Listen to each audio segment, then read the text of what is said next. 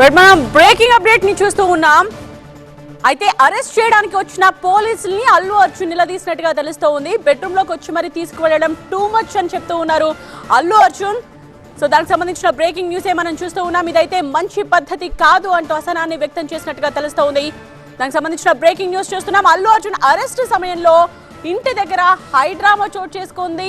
ఇంట్లోకి వచ్చిన పోలీసులను అల్లు అర్జున్ నిలదీశారు. కనీసం డ్రెస్ చేంజ్ చేసుకునే అవకాశం సమయం కూడా ఇవ్వరా అంటూ పోలీసులను నిలదీశారు. ఇది మంచి పద్ధతి కాదు అన్నారు. బెడ్రూమ్ లోకి వచ్చి మరీ తీసుకువెళ్ళడం చాలా టూ మచ్ అన్నారు అల్లు అర్జున్.